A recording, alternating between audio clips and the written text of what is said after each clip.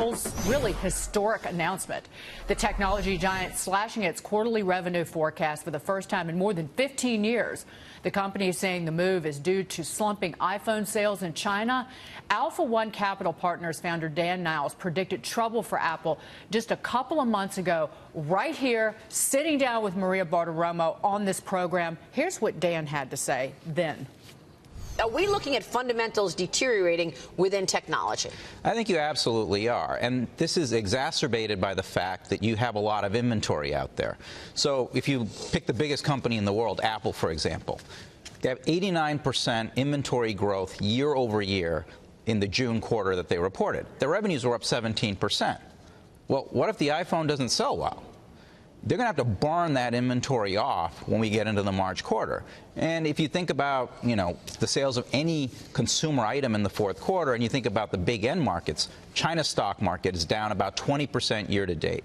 India's stock market is down 15% year to date. And by the way, their currency is down another 15% depreciated year to date. And China's currency is down 6 to 7. So I think this holiday season, especially if you're trying to sell abroad, yeah, in the U.S. it's great. Our stock market's up 3%, NASDAQ's up 8%. That's wonderful. But if you're in one of the emerging markets or in Europe, you're looking at a very different picture in terms of how wealthy you feel. It's a really good point that you make that Apple has all this inventory, because if you've got all this inventory and then you've got these economies that's worsening, who's going to pay $1,000 for an iPhone X? Well, exactly. I mean, you look at last year, they had one phone priced above $1,000. This holiday season, they have 3 phones priced above that, and the average selling price, they're trying to boost it by another $100.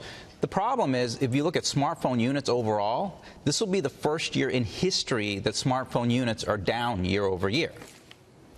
Since those comments, if you were watching this show that day, Apple shares have lost more than a quarter of their value, down 26%. Here now is the founder of Disruptive Tech Research, Lou Basenese, and Altium Wealth Portfolio Manager and Market Strategist, Michael Lee. Good to see both of you gentlemen.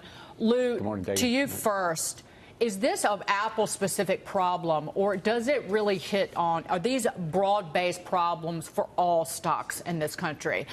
Global slowdown in China, trade tensions that are making matters worse in China, and technology stocks, even with Apple, that are still overvalued? I'm going to go with yes and yes. I think it is a big concern for China. It's really the first data point that isn't whitewashed by the Chinese government that points to a real slowdown in China happening. So that's why I think the markets are freaking out about it. But it is also an Apple and a smartphone problem. We've really reached, it's not an innovation problem. We've just reached peak innovation in the smartphone space. We've evolved to the point where every new feature is just an incremental improvement, right? It doesn't really excite people, and that's what's happened here. The newest iPhones haven't excited enough people to go out and buy them. And, I think it's showing up first in China. But if you read Tim Cook's letter, he also indicated you're seeing problems domestically with the iPhone. Nothing else in Apple's business is a problem, but upgrading to the latest iPhones is. Mike, how do you see it? I think Lou's absolutely right. I think the life cycle for your average smartphone or iPhone, it's just longer. These phones are fantastic. They keep making them better. At a certain point, they're a victim of their own success. But also, if they want people to be upgrading to these expensive new things year after year, you need something disruptive to come out in the new one. So something that opens with your face versus a swipe of your finger or your passcode or a touch code.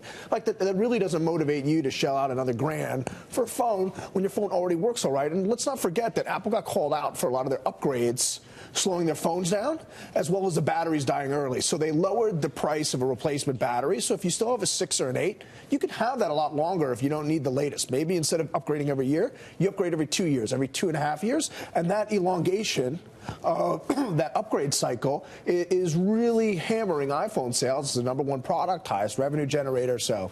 But this sounds like it really is an innovation problem. You're both saying that the upgrades are incremental and not exciting. Are they missing that big idea, that kind of Steve Jobs visionary product to get them to the next phase of growth? Lou? James, I would say, listen, who else is innovating, right? I mean, is Samsung doing it? What are they missing, I guess, is my question. What's the next big thing? If it's augmented reality, Apple's positioned there. They're never first to the party, right? They weren't first to MP3 players. They came and dominated with the iPod. They weren't first to wearables. They've now come and dominated with the Apple Watch. Is it mobile payments? They're there with Apple Pay. I think we're in this weird in-between where the consumer hasn't figured out what's the next big device I need to solve a problem.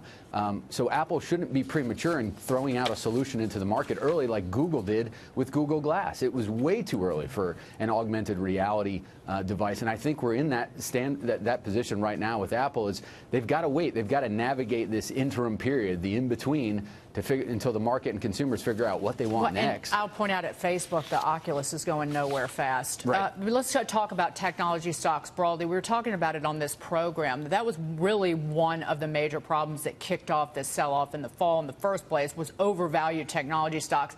Apple actually wasn't that overvalued compared to other names, but this morning it is tech stocks leading the global markets lower.